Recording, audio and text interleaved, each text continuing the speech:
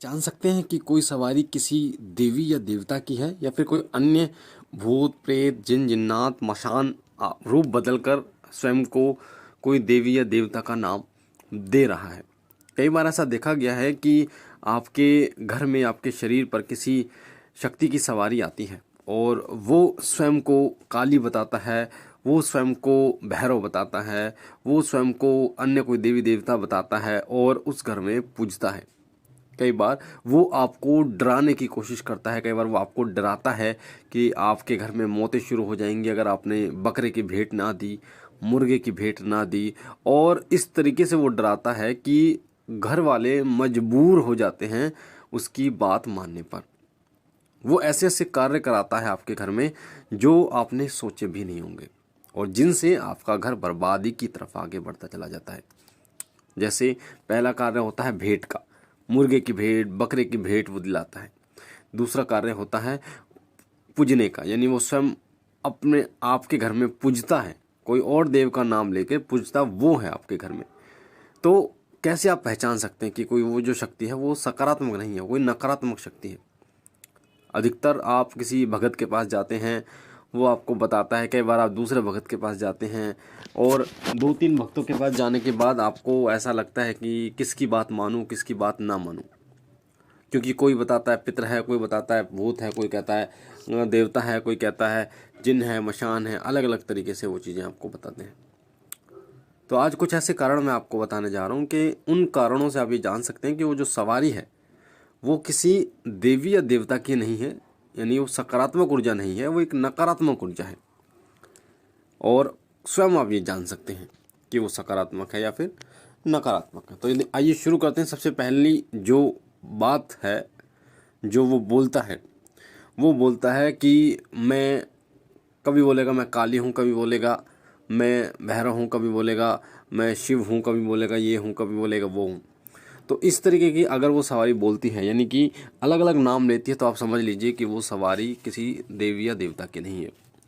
अगर वो सवारी उन शक्तियों का नाम ले जिनकी सवारी नहीं आती, जैसे भगवान शिव का नाम ले कि मैं किसकी सवारी, मैं शिव की सवारी हूँ, मैं कृष्ण हूँ, मैं विष्णु हूँ, मैं ब्रह्मा हूँ, तो इसका मतलब आप समझ लीजिए कि कहीं ना कहीं वो जो सवारी है वो एक सकारात्मक सवारी नहीं है, एक नकारात्मक सवारी है। वो किसी देवी देवता की सवारी हो ही नहीं सकती, क्योंकि ब्रह्मा विष्णु महेश की सवारी आती ही नहीं है, भगवान कृष्ण राम की सवारी आती ही नहीं है।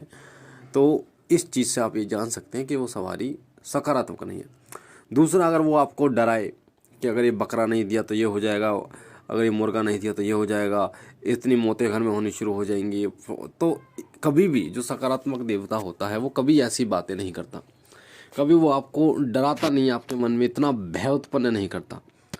हो सकता है कि कई बार बोली कबूली आपसे हो जाती है, पर फिर भी वो इस प्रकार से नहीं डराता जिस प्रकार से ये जो नकारात्मक शक्ति हैं ये बोलती हैं।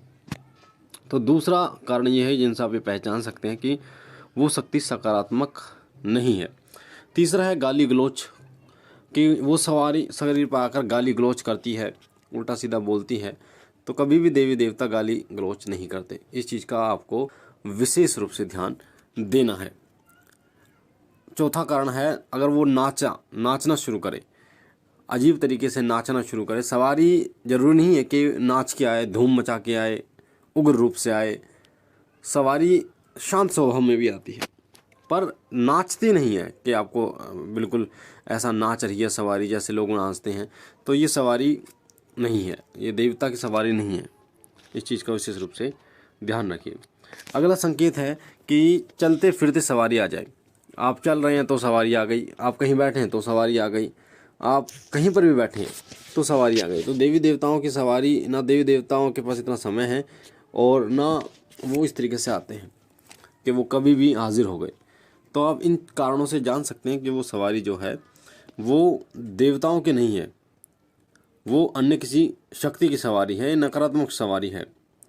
अगर कोई सवारी आपसे ये बोले कि इतने दिन में तेरे पास खजाना मिल जाएगा, तेरे को मैं करोड़पति बना दूंगा, या तेरे को इतना पैसा मिल जाएगा कहीं से, तो ऐसी जो सवारी है वो देवता की हो ही नहीं सकती। देवता कभी ऐसे वचन नहीं करते कि करोड़पति बना दे, क्योंकि देवताओं को ये भली भांति ज्ञात है कि मनुष्य का कर्म ही उनको आगे बढ़ाता है, कर्म प्रधान है, कर्म करेंगे तो मिलेगा, नहीं तो नहीं मिलेगा। तो ऐसे बड़े वादे कोई नकारात्मक शक्तियाँ करती हैं ताकि आप उनके वशीभूत हो जाएं और उनकी बातें मानना शुरू करें।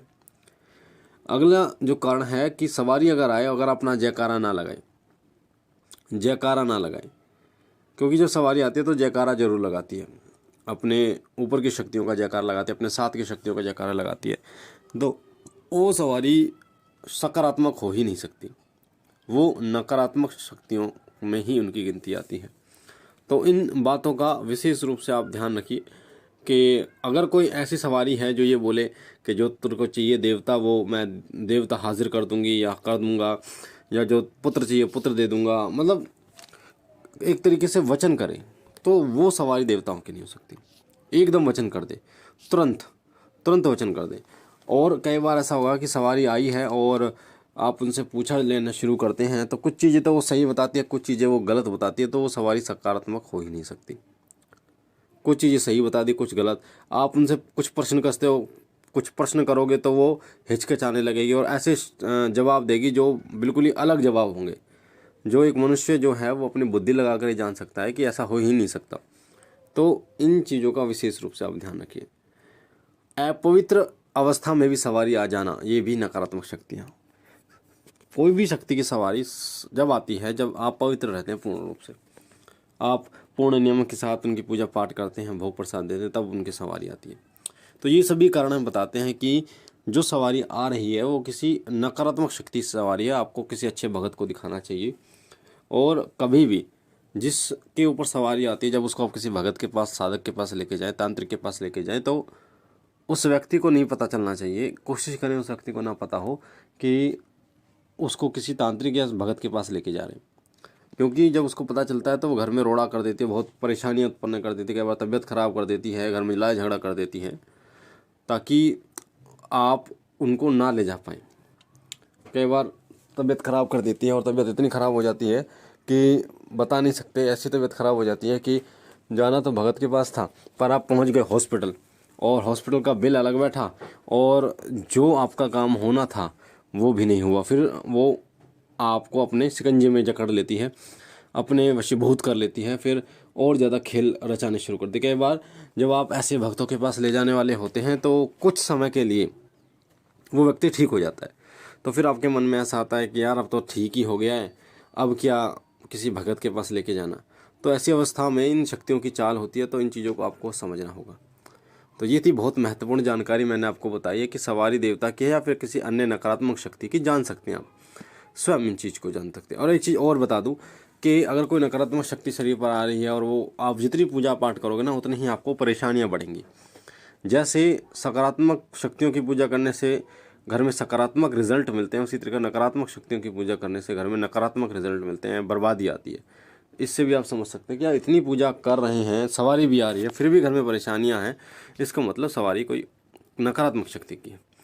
मुझे आशा है जानकारी आपको पसंद आई होगी। अगर आप पहली बार चैनल पे हैं तो वीडियो के नीचे जो लाल कलर का बटन है सब्सक्राइब का, उसे दबा के चैनल को सब्सक्राइब कीजिए, लाइक कीजिए, शेयर कीजिए, साथ ही बेल आइकन को दबाइए, घंटे के निशान को, ताकि जो जानकारी हम डालें वो सबसे पहले आपको प्राप्त हो।